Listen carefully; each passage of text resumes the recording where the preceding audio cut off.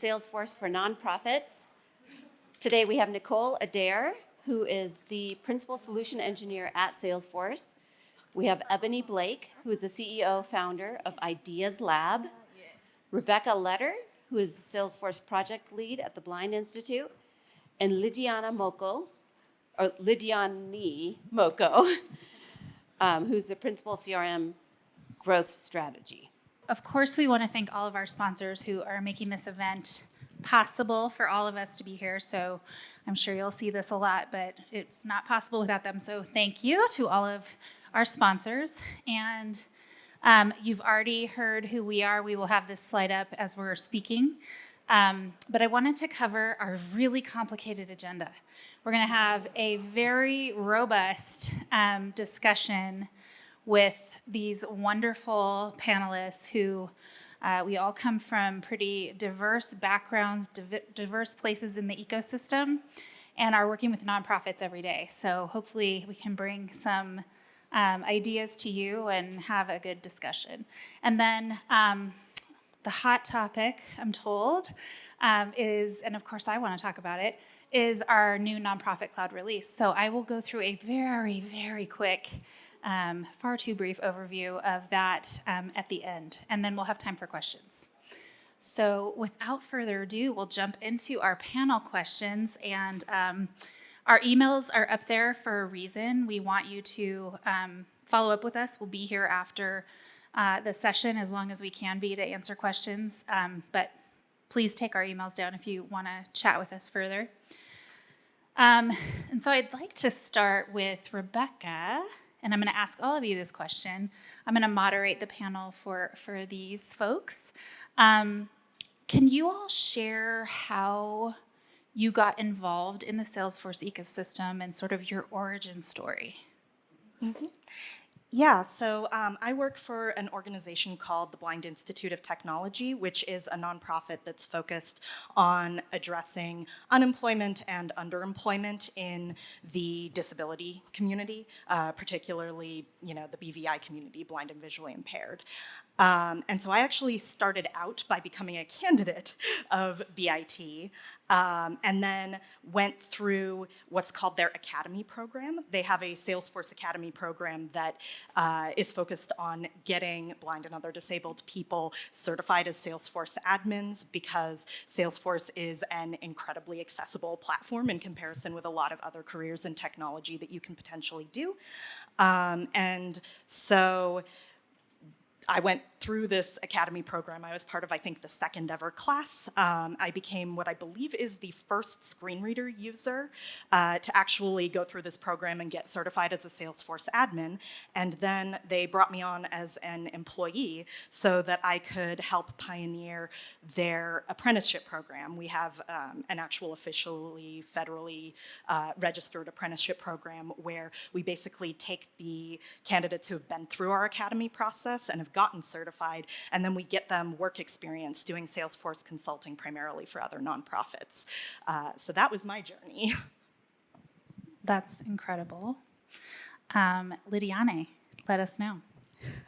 This is back in 2013, 2014. I was at the University of Denver finishing an MBA program, and I met Rob Smith, he was the founder of Rocky Mountain Microfinance Institute, and they wanted some help with Salesforce.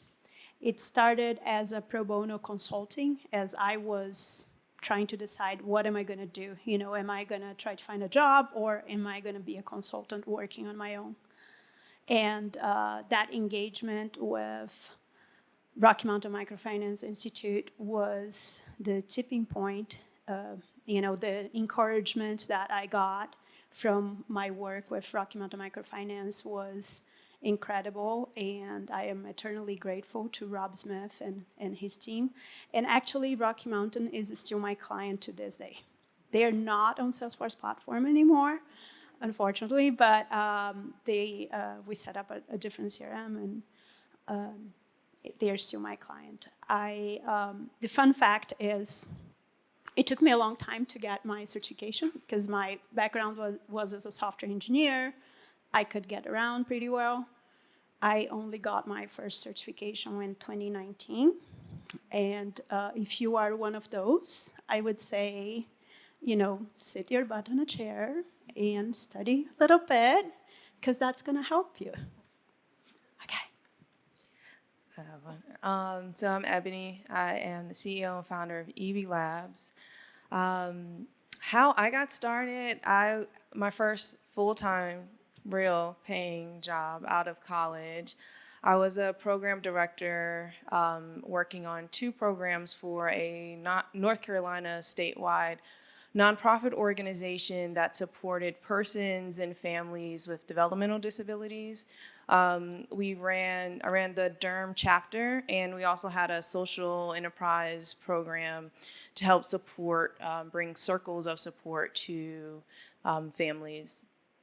And we were migrating from Access to Salesforce, and I was like, oh, I'm not learning that at all. So that was a blessing. And I served as a kind of like a business analyst before that title really existed, from my perspective at least. And I recruited a retired IT software engineer from Craigslist.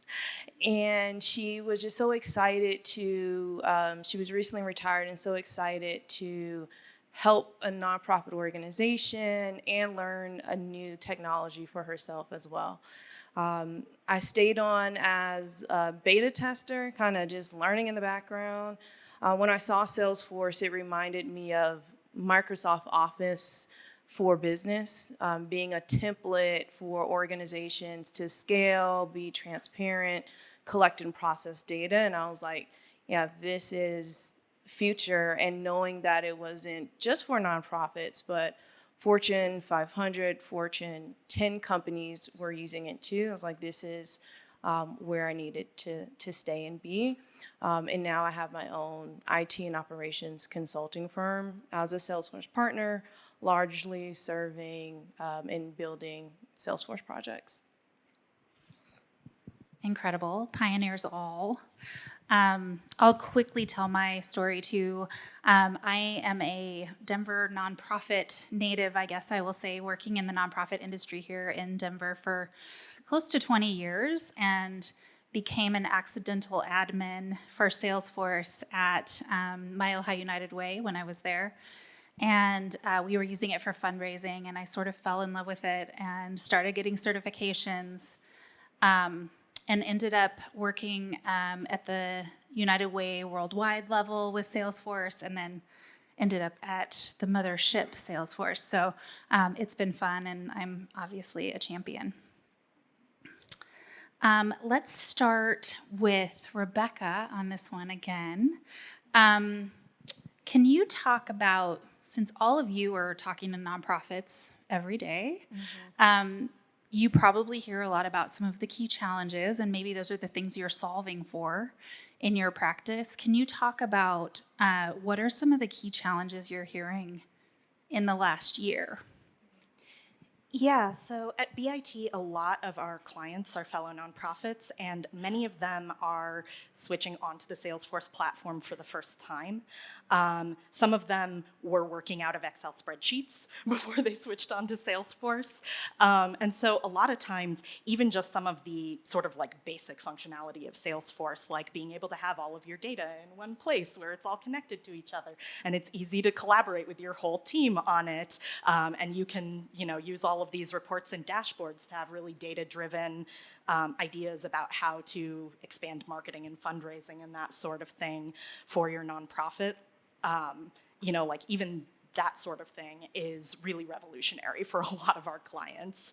As they get into things a little bit further, then integrating with other systems becomes a big priority, and so does adding in process automation and that sort of thing so that they can streamline their processes. We definitely do also see a lot of issues with budget, though, because that is kind of endemic to the nonprofit world. So figuring out how to have the right kind of admin power so that you can actually maintain your org and it's not kind of getting away from you like a garden that's becoming overgrown, that can be a very big area where we feel like we need to be able to help. Amazing. Ebony, what about you? I'll touch on three things, the first two pretty quickly, and then it'll be a nice segue to what you're talking about, powering your admin team and support, which is usually one or two people, depending on the size. But what I see are the top three challenges for nonprofits. One, engagement. That's from donor, marketing, social media. There's all these different tools, all these different communities and portals. And it's challenging to navigate and manage. What I always recommend to nonprofits is directly align it back to your goals. If it's not there, if you don't know what your goals are, identify the strategy, identify the goals, and then navigate all your options accordingly. The second thing is impact reporting. And then the last one I'll touch on is actualizing the tech benefits. Teams are strained from budgets. So one thing that we really encourage admins to do is level up your stakeholders. They need to understand Salesforce. They need to be quasi-admins, but they really need to make sure that they're providing you the information, prioritizing those requests, and then making sure it's aligned back to goals. Perfect. That's great. How many of you in the room are admins? Officially, accidentally, partially? Okay, lots of you, good. So this next question is for you. We're going to start with Lidiane on this one. How do you advise folks to be a successful admin at their organization?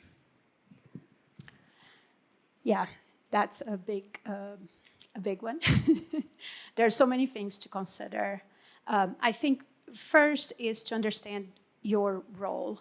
And are you the only Salesforce admin in the organization? Or are you plugged into a team of people, And there's going to be different approaches. If you're plugged into a team, that's very good because that means the organization already understands the value of having a system like Salesforce and the value of having a team. So it's an easier ride because you're going to be plugged into processes that already exist. If you are the only admin, then you need to build, guess what? You need to, how do I say that? I'm Brazilian, English is not my first language, so I'm just trying to find a word. But when you are building your own trail, basically, and Trailblazing, we call it. Trailblazing, yeah. So, yeah, you're going to have to do some trailblazing. I think a couple of things that I want you to keep in mind, which is process.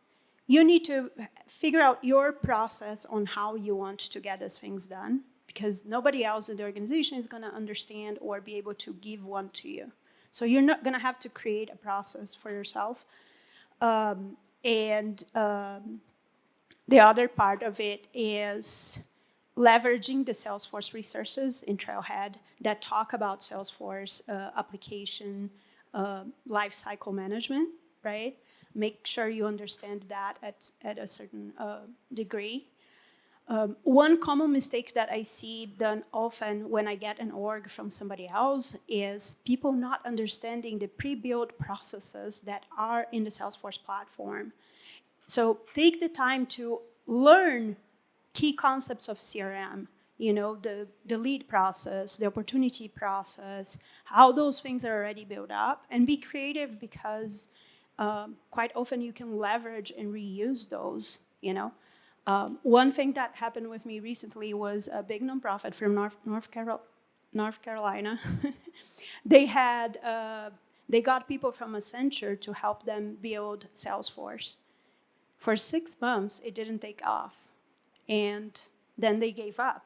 And then I got engaged, and I was just looking at what they were building. It was not leveraging the core functionality of the platform. It's a good thing that, they gave up that path. So I hope that was helpful.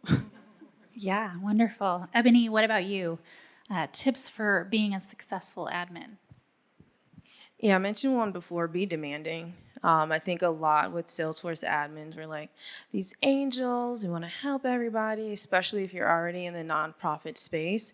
But you really have to demand a lot from your stakeholders because they're demanding and asking a lot of you. The other one I'll say is continuously be curious. So I feel like most admins, they do leverage networking and Trailhead and a lot within the Salesforce, but start to be more curious about how the organization runs, what's their mission, and tying what's possible in Salesforce directly to those missions and goals, because it's going to help be more of an advocate and bring more support for you and your team, and really being able to actualizing the benefits because you're tying it to what is going to support that team execute better. The only thing I will add there is while we have amazing resources in the Salesforce ecosystem, user groups, Trailhead, all of those things, Google is kind of amazing when you're trying to figure something out. There are people out there who have likely had the same problem you've had. If you can't find it in one of our communities, I Google all the time and I find answers. So that's my only other thing to add there. This is a little bit of a pivot, and I will have all of you answer this, but we'll start with Rebecca this time. How do you make your organization successful? So obviously they're looking to you to be a leader in, creating processes and optimizing data and all of those things. So how do you make your organization successful? Yeah, so one of the things that is both kind of a challenge of how BIT works and I think ultimately kind of a strength because it forces us to develop better skills when it comes to certain things, is balancing competing interests. BIT is a nonprofit organization. We have a lot of different goals within our nonprofit organization. We have our ultimate mission, which is trying to get people hired full time. We have the needs of our apprentices when it comes to, having to create a teaching environment. But we also have things like professional development for our internal employees and, that little thing that is making sure that our program makes back its budget so that we can support ourselves. And that's all just within BIT. And when you're balancing that then with the competing interests of your clients, it's really important to make sure that things are being negotiated in a way that you can then have successful outcomes for the organization as well. And so communication really, really becomes important at that point. Eboni just mentioned be demanding. I really loved that because one of the things that we have found at BIT is that when you have a client who's not very engaged, who kind of feels like they're dumping this project on your lap and you're supposed to make miracles for them, that tends not to work out very well. Like, that's not a winning strategy for their org. If they take 50% of the responsibility for pushing the project forward and understanding how their Salesforce org is going to work and how it's going to support their own work processes and all of that sort of thing, and if they're in close communication with us so that we can keep all of those interests balanced, that's going to be a much better outcome, not just for us as the consultants, but for them actually moving forward with their Salesforce org. Do you remember the name of the book, the consulting one? Flawless Consulting, yeah. Flawless Consulting, especially for you guys who are flying solo or trying to navigate the challenges of dealing with stakeholders. Go ahead. Okay. Yeah. So who here watched Silicon Valley? Okay. So I love frameworks, and in terms of how to make your organization successful, I would say do a good SWOT analysis.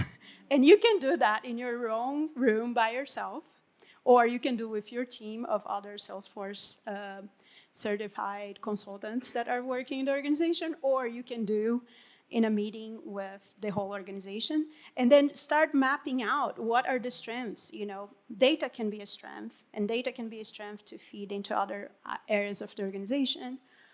Even market changes like COVID, right? COVID could be seen as a threat. And at some point in time, it was for everybody. But then one of my clients, we got together and adjusted their configuration to reach their constituents in a different way because of COVID. From a threat, it turned into an opportunity, right? So a weakness is the lack of integration with other systems. So that's a weakness. How can we adjust that? By configuring the integration, doing some business analysis along the way to understand what happens, before moving forward. But basically, that's my tip. Do a SWOT analysis. That's great. And the Flawless Consulting Blockhouse can help.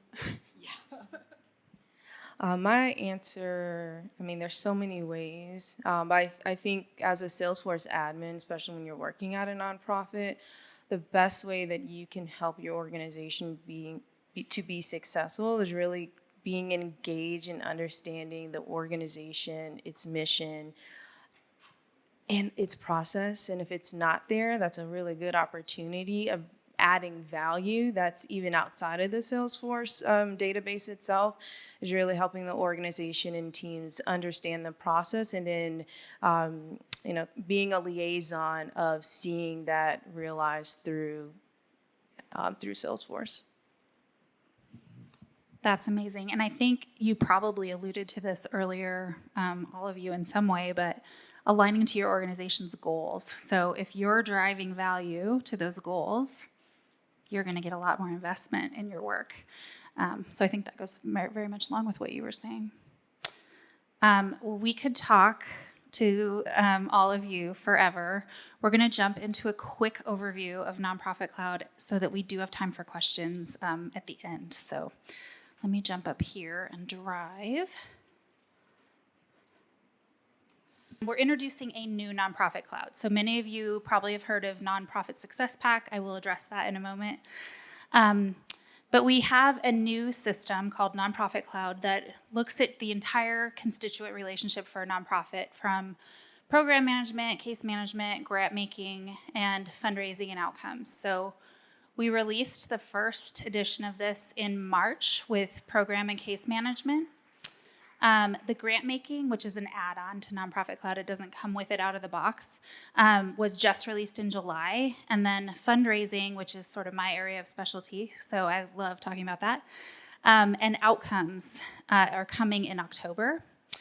And I loved what you said earlier about impact, because that comes up a lot. How are you measuring impact? How are you showing line of sight to your donors? And we've been really, really investing in that question of connecting programs to fundraising, and we feel like outcomes is the start of a really powerful bridge there. So why are we doing this? Why are we building on the platform instead of sticking with Nonprofit Success Pack? So many of you may be familiar. How many people are using Nonprofit Success Pack? Lots of people. Cool. Salesforce.org was a different entity when that was created. And so we couldn't necessarily build on the core Salesforce platform. I know that sounds crazy, but we built that as a managed package so that we could get it to market quickly and serve nonprofits in that capacity. So it was purpose-built for all of the things that you want to do. It has served nonprofits really, really well. But now we have this opportunity to build on the core Salesforce platform. And so what the advantages of that are, we have reduced complexity in that it's not a managed package that's sitting on the platform. And so there's some complexity that comes with that sitting on top and not being part of the platform. We are considered one of the Salesforce.com industries, which means we get investment just like they do. And many of the tools that you'll see if you start using Nonprofit Cloud are coming from those industries. So we've taken things from financial services and health cloud that are working really well for constituent engagement or program management, and we're able to leverage their innovation without having to reinvent the wheel. Which leads to faster innovation. So we have the ability to really take advantage of this investment and build ultimately, a better product for our nonprofits.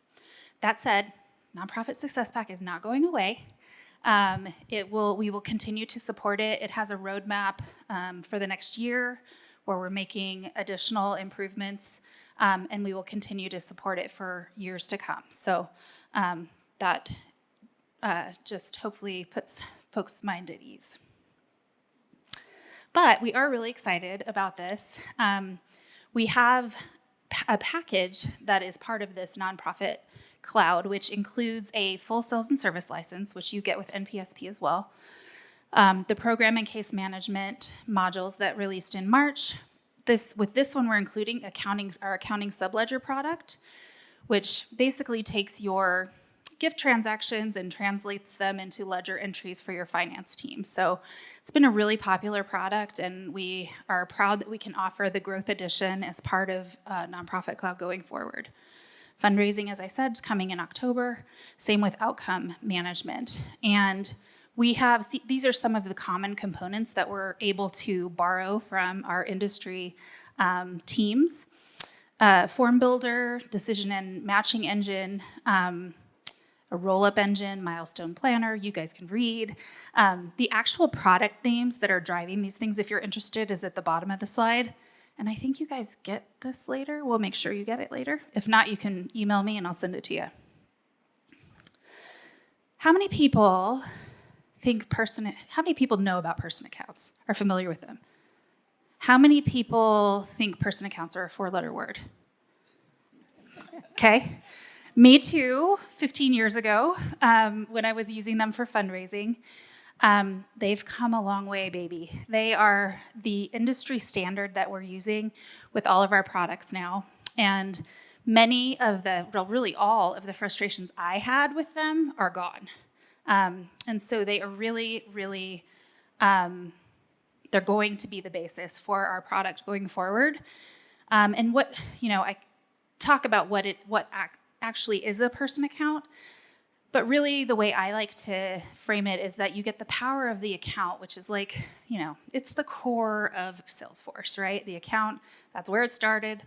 You get the details and that richness of a contact on different fields. It works with campaigns, all of those things. And that together gets you the magic of a person account.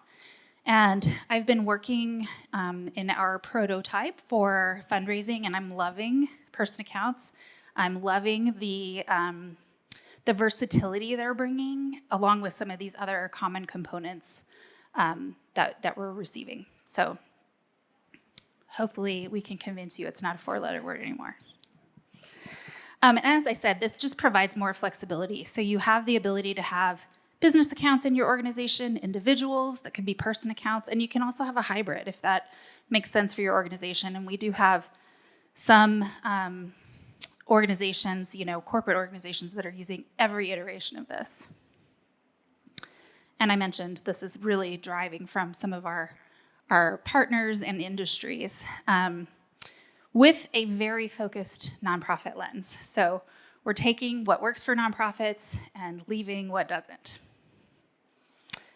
And now I'm going to get into a little bit of what the product looks like, has contained.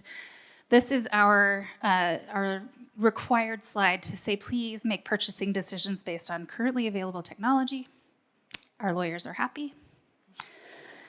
So grant making, this is what we just released in July. And what you'll see here is it's similar to our grant management product that we had previously.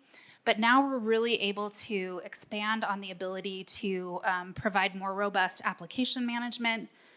The budget management, it was a huge request from our customers. Can we get more detailed budget management around the grants that we're giving, how we're tracking the disbursements and what's coming back from our grantees? And then we've improved the grant seeker and grantee experience with that portal. So, and I will say one of the delights of this being on the platform, same as NPSP, but we get 3 releases a year. And we'll be bringing new innovation to that. And the great thing about Nonprofit Cloud is you're going to get all of those. So if you're already on Nonprofit Cloud, let's say right now, fundraising just shows up in October. any new innovation that we add to Nonprofit Cloud, you will just receive. So this is our minimum viable product, and it's just going to get better and better, and it's already awesome. Program management, the new addition here is that outcome management that we were talking about.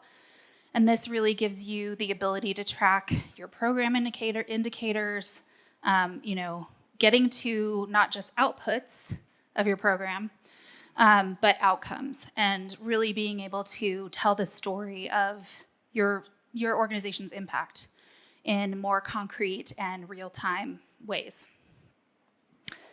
And then fundraising, I would say in NPSP, we were a little operationally heavy in some of the development that we created.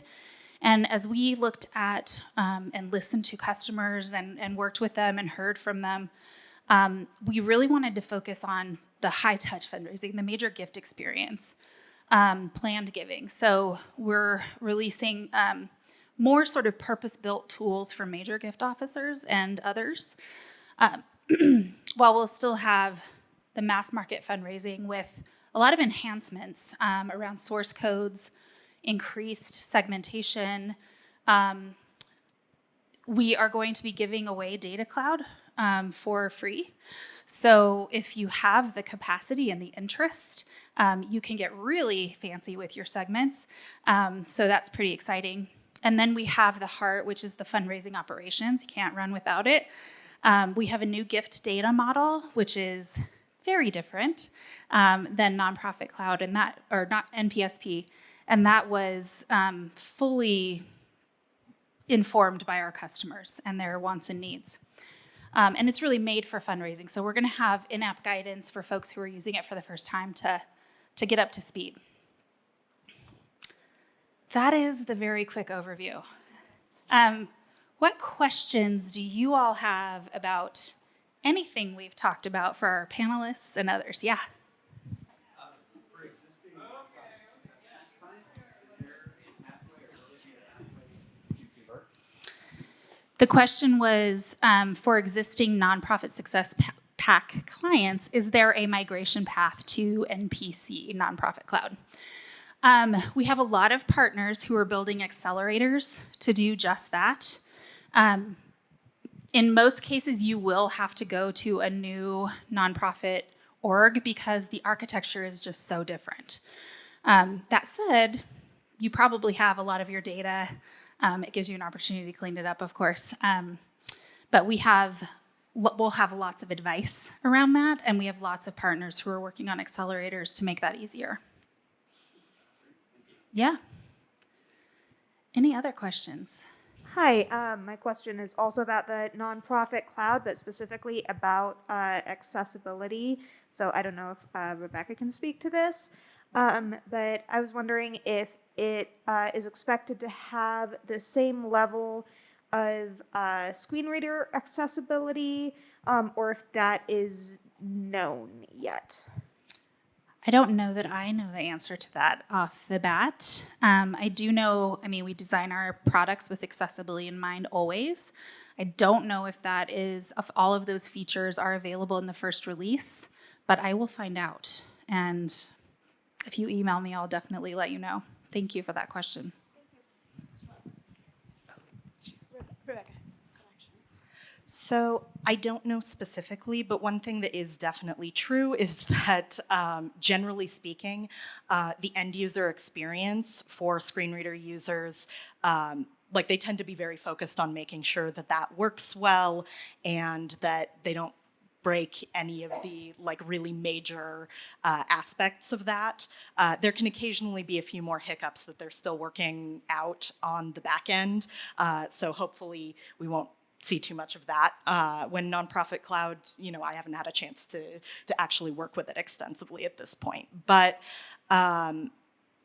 if there are issues, the Blind Institute of Technology is a training partner with Salesforce. We are directly in contact with their Office of Accessibility. We communicate with them regularly when we do run into screen reader bugs and that sort of thing. So there are systems in place to try to make sure that when stuff like this does come up, that it gets resolved in a timely manner. From a consulting standpoint, one of the things I struggle with is when clients, they default to just mimicking their legacy system. So I was wondering if you had any tips around how to kindly guide them out of that.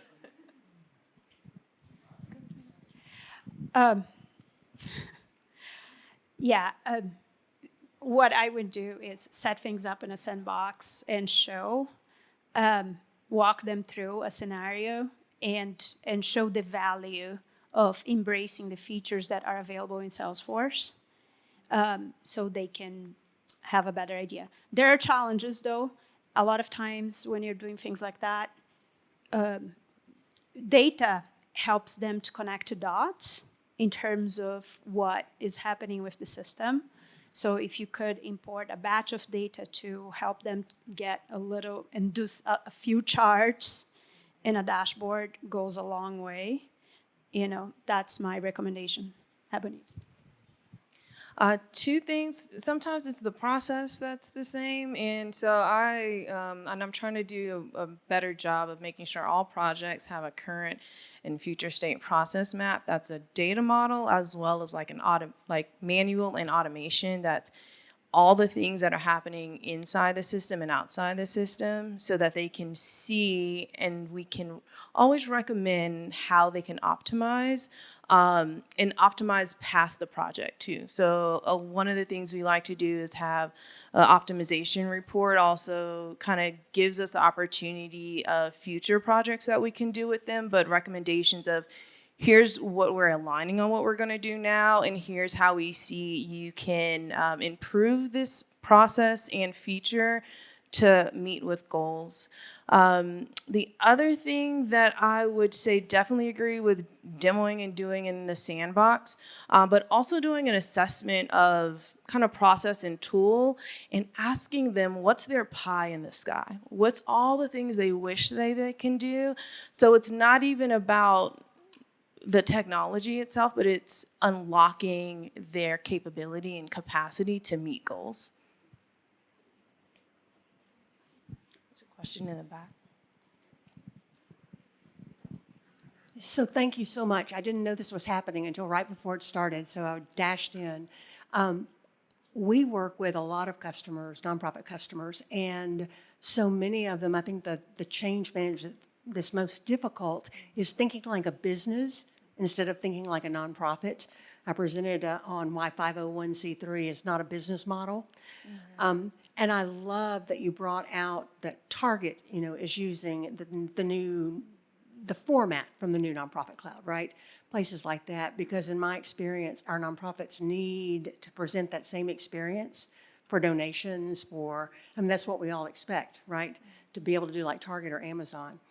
I'm wondering if you can tell us, I'm sure Target has informed it, the banks have informed it, financial services, maybe some of the information that we could help tell nonprofits, why would you want to use anything else when corporate America has put probably billions of dollars into this? Yeah, it can be a sensitive topic just because in my experience, nonprofits don't always want to inherit, the corporate model. But the great thing about our ability to leverage the resources that they're bringing to the table and this incredible investment that Salesforce puts into their product and innovation for corporate clients, but also for nonprofit, and really looking at that holistically. We have many people on the nonprofit team who have come from nonprofits, I would say a good majority, and we have industry advisors who are actually experts, and they've been sort of C-level people that are looking at this and making sure, does this resonate, or is this only a bank thing, or those kinds of things. And so I think it's it's a line. You know, we want to be really careful because nonprofits are unique in some ways, but take advantage of the resources that we have available to us. Thank you all for coming.